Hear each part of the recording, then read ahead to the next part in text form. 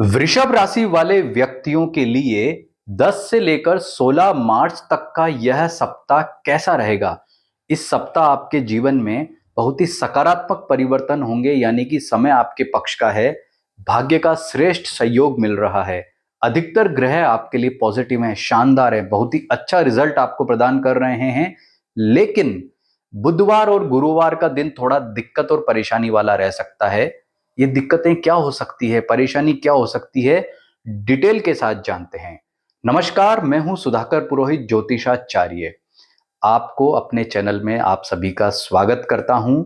और इस वीडियो में हम बताने जा रहे हैं वृषभ राशि वाले व्यक्तियों के लिए 10 से लेकर 16 मार्च तक का यह सप्ताह कैसा रहने वाला है। यानी कि इस सप्ताह आपको किस प्रकार की प्लानिंग करनी चाहिए, कौन सा काम कब करना चाहिए, कब ध्यान रखना चाहिए, जिससे आपका यह सप्ताह बहुत ही श्रेष्ठ और अच्छा रहे।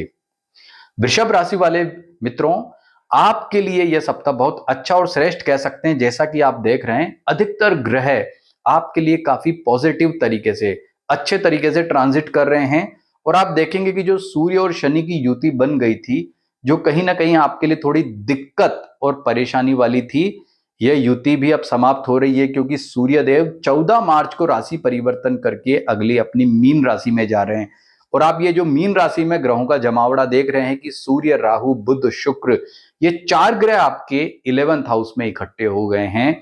और 11th हाउस में, हालांकि जो बहुत सारे ग्रह जब एक साथ कहीं इकट्ठे होते हैं तो पॉजिटिव नहीं माने जाते हैं, वह आपके जीवन में कई तरह की दिक्कत या समस्या दे सकते हैं, लेकिन 11th हाउस में इनका इकट्ठा होना नेगेटिव नहीं है। यानी कि यह भी आपके लिए बहुत ही पॉजिटिव और बहुत ही शानदार, अच्छा कह सकते हैं। विशेष तौर पर आर्थिक दृष्टिकोण से यह समय आपके लिए अच्छा रह सकता है।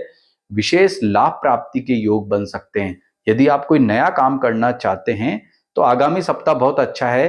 वैसे भी अभी होली है, तो होली के दिनों में नया काम प्रारंभ नहीं करते हैं, क्योंकि होलाष्टक की वजह से थोड़े दिन नेगेटिव होते हैं। लेकिन कोई ऐसा काम है जो पहले से ही चला आ रहा है और उसमें कुछ आप नया कोई पेमेंट देना है, या उसमें कोई नई चीज शुरू कर रहे हो, तो बेशक वह आप शुरू कर सकते हैं, उसमें कोई दिक्कत वाली बात नहीं है।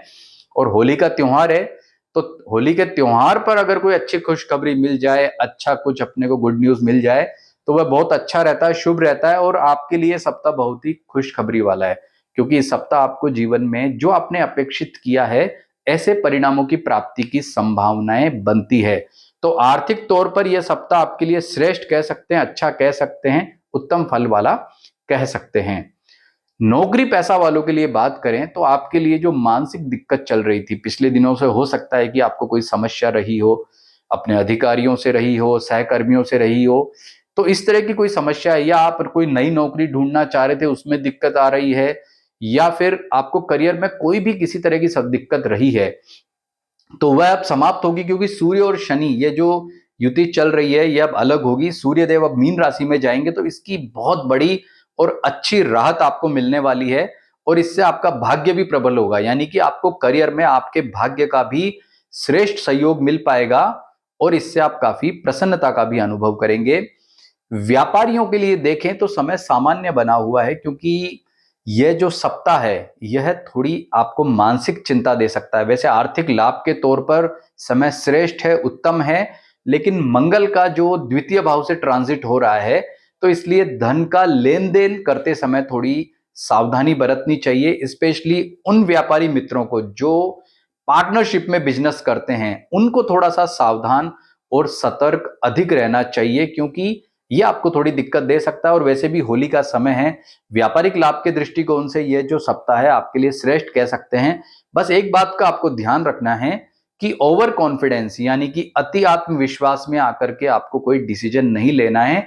अगर वो आप लेंगे तो दिक्कत हो सकती है। और एक बात और है कि इस सप्ताह बुध भी वक्री हो रहा है, और बुध का वक्री होना आपको थोड़ी आर्थिक चिंता दे सकता है, क्योंकि बुध वक्री होगा तो उसका जो पावर है कम होगा।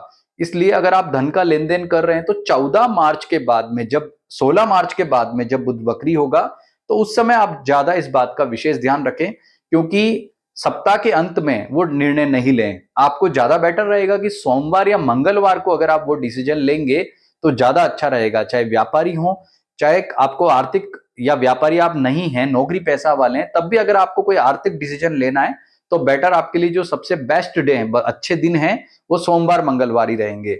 विद्यार्थियों के लिए देखें तो सप्ताह की शुरुआत बहुत अच्छी हो रही है। अध्ययन के प्रति आपकी एकाग्रता बहुत ही श्रेष्ठ रहने वाली है। जीवन में नए मित्र आएंगे, मित्रों का अच्छा सहयोग भी आपको मिलेगा।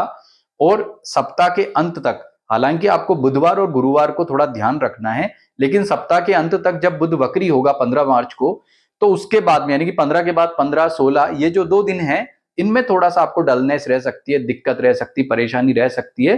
तो इन दिनों में सावधानी अपेक्षित है। तो इसके लिए आपको क्या करना चाहिए कि ये पूरा सप्ताह गणपति की आराधना करें। भगवान गणेश की आराधना करना वृषभ राशि वाले व्यक्तियों के लिए तो वैसे हमेशा ही श्रेष्ठ है, लेकिन इस सप्ताह विशेष तौर पर जब होली भी आने वाली है, होली पर भी वैसे अपने इष्ट की साधना करना श्रेष्ठ माना जाता है। तो भगवान गणपति की साधना करने से यह सप्ताह जो है आपको हर दृष्टिकोण से अच्छा रहेगा, श्रेष्ठ रहेगा। पारिवारिक सुख के दृष्टिकोण से देखें तो समय आपका जो है सामान्य बना हुआ है। कहीं ना कहीं अपने परिजनों से कुछ मामलों को लेकर वैचारिक मतभेद आपका रह सकता है, और उसका सबसे बड़ा कारण होगा आपके अति आत्मविश्वास में आकर के लिए गए कुछ निर्णय। तो ऐसे निर्णय आपको कहीं ना कहीं थोड़ी दिक्कत और परेशानी वाली दे सकते हैं।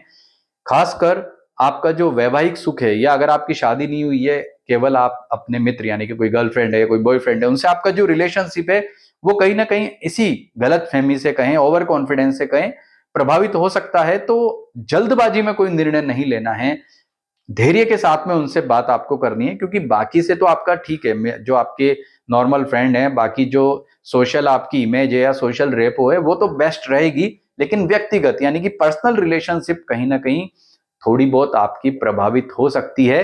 तो थोड़ा सा आपको इस मामले में सतर्क रहना है, सावधानी रखनी है। और उपाय के तौर पर आप देखें तो भगवान गणेश का पूजन करना आपके लिए सबसे श्रेष्ठ है। और खासकर आपको सबसे अधिक ध्यान रखने की जो जरूरत है वो रहेगी आपको बुधवार और गुरुवार को, क्योंकि इस दिन आपको विशेष तौर पर ज्यादा चिंता, दिक्कत या मानसिक परेशानी रह सकती है। आप देखेंगे कि इस महीने सूर्यदेव जो है राशि परिवर्तन कर रहे हैं। सूर्यदेव का जो 11th हाउस में जाना यानी कि 11वें भाव में जाकर के वो राहु, बुध और शुक्र से युति करेंगे। तो 3 ग्रहों से युति करना मतलब सूर्य के सानिध्य में आने से कहीं ना कहीं अन्य ग्रह अस्त भी होते हैं। हालांकि सूर्य अभी लेट अस्त होगा, इस सप्ताह अस्त नहीं होगा, लेकिन फिर भी इससे आपका थोड़ा सा कॉन्फिडेंस प्रभावित होगा। सूर्य के कारण आपका आत्मविश्वास तो अच्छा होगा, लेकिन अन्य मामलों में दिक्कत आपको थोड़ी परेशानी रह सकती है। लेकिन आप जो भी सामान्य उपाय हैं उसके द्वारा ये सॉल्व कर सकते हैं। तो आपके लिए सबसे बड़ा मैसेज इस सप्ताह यह है कि आपको जो भी महत्वपूर्ण कार्य करना है वह सप्ताह के शुरू में यानी कि सोमवार मंगलवार को करें, क्योंकि बुधवार गुरुवार आपके लिए अच्छे नहीं हैं। और बाकी शुक्रवार शनिवार रविवार जो दिन है वो आपके लिए सामान्य फलकारी रहेगा, क्योंकि उन दिनों में बुध थोड़ा वीक हो जाएगा। इसलिए बेस्ट है आप शुरुआत में ही वो कार्य करें।